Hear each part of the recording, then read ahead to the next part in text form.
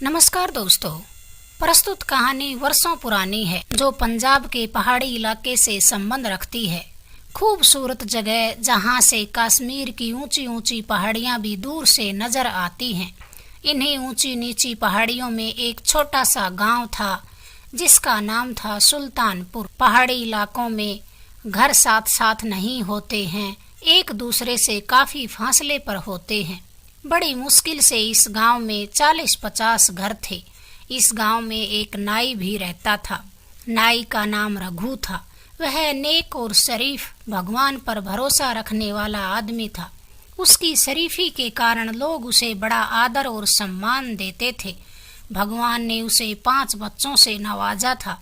उसकी बीबी भी बड़ी ही समझदार और सलीकेदार औरत थी। नाई की अभी जवानी भी पूरी तरह नहीं गुजरी कि उसे एक गहरा झटका लगा। उसकी जिंदगी का साथी उसका साथ छोड़ गया। सर्दियों के दिन थे। बेचारी को निमोनिया ने घेर लिया। गांव के वैद्य को दिखाया मगर कोई फायदा न हुआ। किसी अस्पताल तक ले जाने की नौबत ही न आई कि नाई की बीबी मर गई। नाई की तो दुनिया ही बदल गई। बच्चे ज्यादा बड़े भी न थे। 3 बेटे और 2 बेटियों में बड़ी बेटी 12 साल की ही थी। नाई अब घर के काम भी करता और बाहर भी रोजी रोटी कमाने जाता। गांव के लोगों ने उसे सलाह दी कि वह दूसरी शादी कर ले, मगर नाई ने साफ इनकार कर दिया। नाई बहुत ही हाथ पांव मारता मगर इतना ही कमा पाता कि उसे बस 2 वक्त की रोटी मिल सके। गांव वालों ने कुछ तो मदद की मगर कब तक? आखिर खुद की मेहनत किए बगैर कुछ हासिल हो भी नहीं सकता। नाई ने सोचा कि इस गांव में तो थोड़े ही घर हैं, हर रोज कोई बाल या दाढ़ी करवाने भी नहीं आता, इसलिए क्यों न दूसरे गांव में किस्मत आजमाई जाए। अब दूसरा गांव पहाड़ी के नीचे था जो नाई के गांव से 6 मील के फासले पर था। उस समय दूसरे गांव जाने के लिए बैलगाड़ियों का इस्तेमाल होता था, मगर तब तक उस गांव में किसी के पास बैलगाड़ी भी न थी।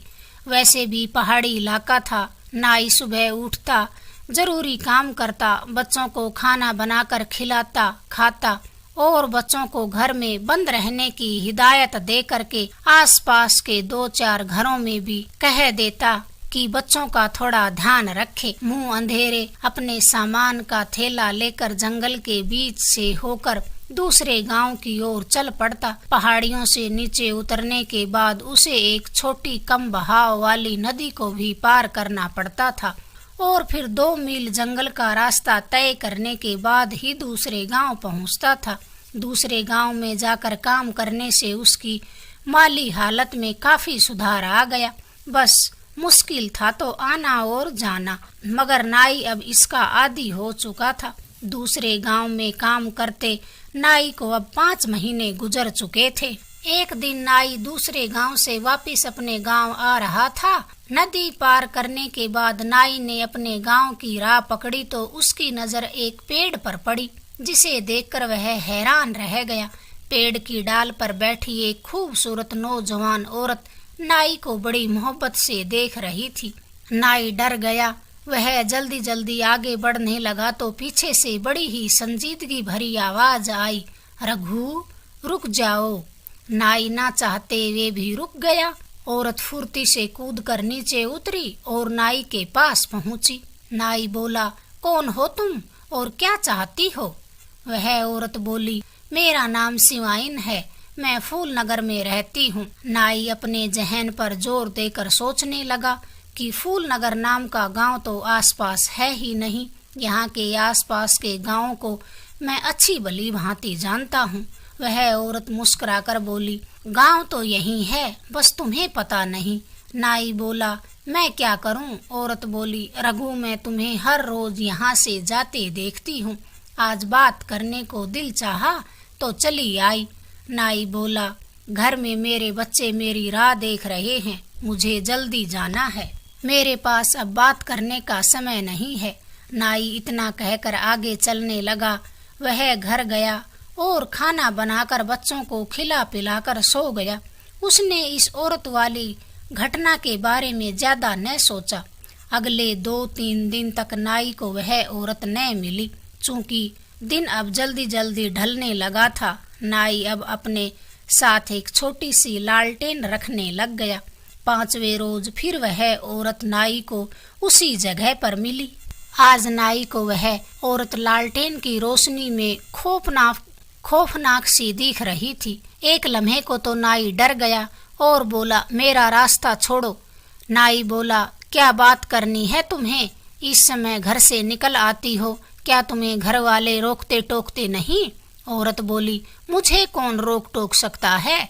नाई ने कहा, तो फिर तुम्हारे घर वाले लापरवाह हैं। औरत बोली, रघु, मुझे कोई रोक ही नहीं सकता। मैं तुम्हें दिल से पसंद करती हूँ।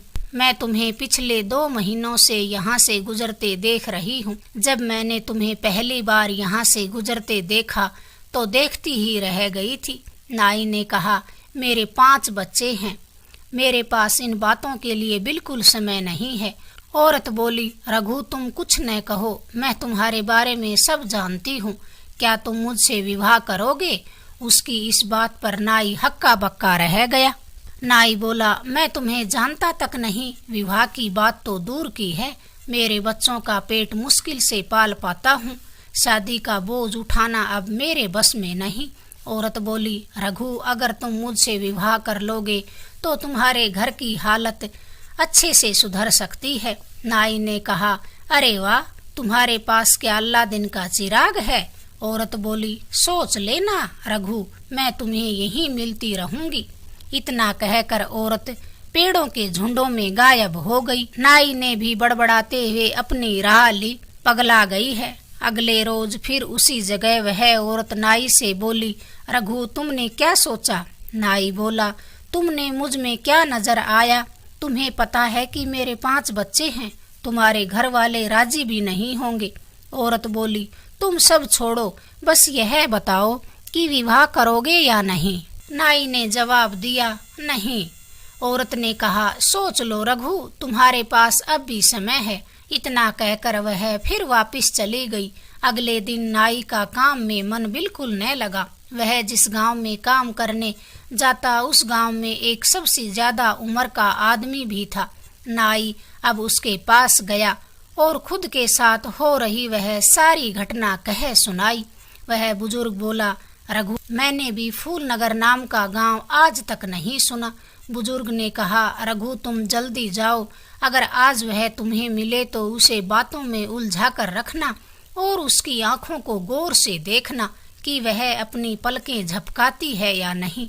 एक बात और, तुम उसके पांव भी देखना कि पंजे कौन सी तरफ हैं। कल आकर तुम मुझे यह सब बताना। इतना कहकर बुजुर्ग कुछ सोचने लगा। नाई ने अब अपने गांव की राह ली। नाई जब नदी पार करके उसी जगह पहुंचा तो वह औरत वहीं उस पेड़ पर बैठी नजर आई। नाई ने उसे ध्यान से देखा। वह पेड़ से नीचे उतरी और रघु के पास आ गई और बड़े प्यार से बोली, रघु, तुमने आज देर कर दी। नाई बोला, हाँ, आज काम ज्यादा था। नाई उसकी आंखों को ध्यान से देखने लगा। उसकी आंखों में अजीब सी चमक थी और साथ साथ दहशत भी थी।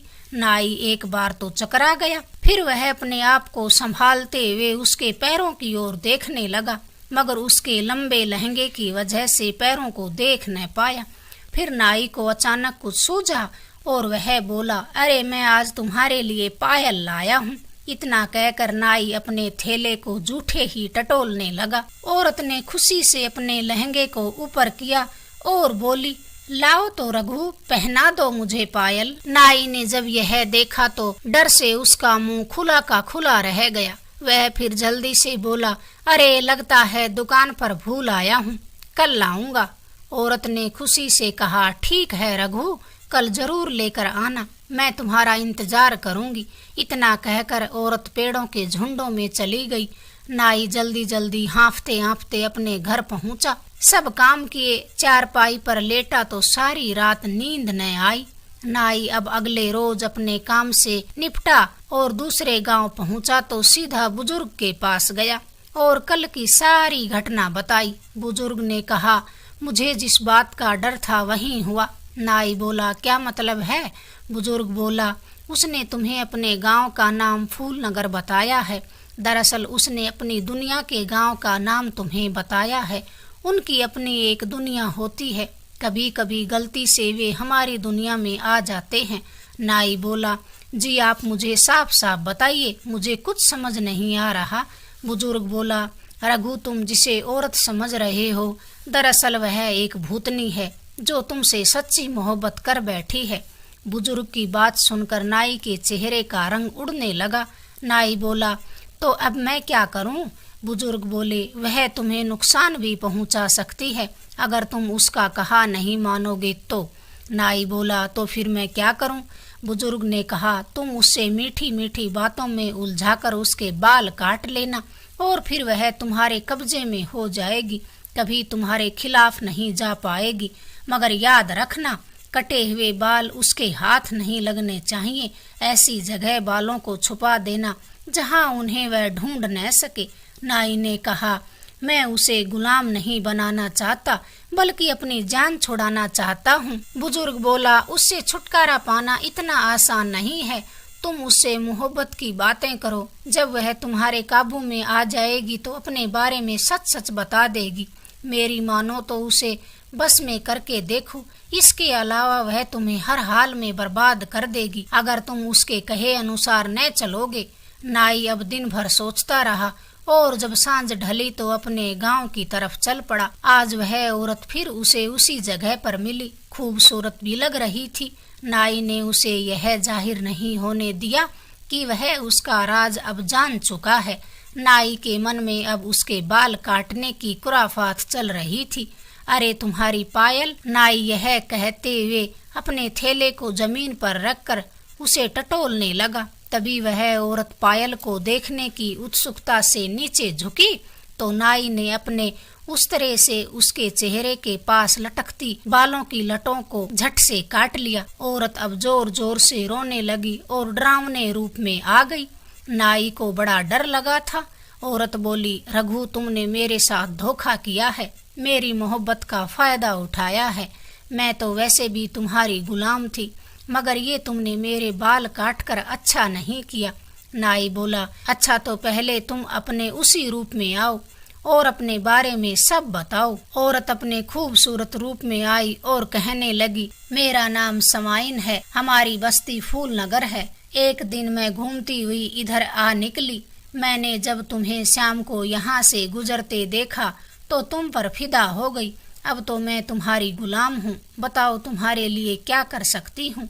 नाई ने कहा, अब मुझे तुमसे कोई खौफ नहीं, मैं तुम्हें अपने घर ले जा सकता हूँ, मगर मेरे बच्चों के सामने अपने असली रूप में कभी भी आने की जरूरत न करना। कभी मेरे बच्चे तुम्हारे उल्टे पांव देख न पाए और गांव में भी तुम्हारे राज का पता न चल पाए, वरना तुम जानती हो कि तुम मेरे काबू में हो।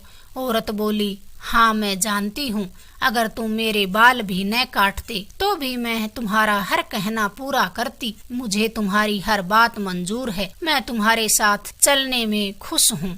नाई ने कहा, मेरा तुम्हारा कोई रिश्ता नहीं, मेरे बारे में कोई गलत ख्याल भी मत लाना। औरत ने कहा, जो हुक्म रघु। नाई बोला, चलो मेरे साथ। वह नाई के साथ साथ चलने लगी। घर पहुँचे तो उसकी बेटी ने पूछा, बापू ये कौन है? नाई ने कहा, बेटा ये तुम्हारी नई माँ है। बच्चे घर में माँ को पाकर बड़े खुश हुए। नाई खाना बनाने लगा तो औरत बोली, आज से तुम खाना बनाने के झंझट से आजाद हो, घर के काम की सारी जिम्मेदारी मेरी है।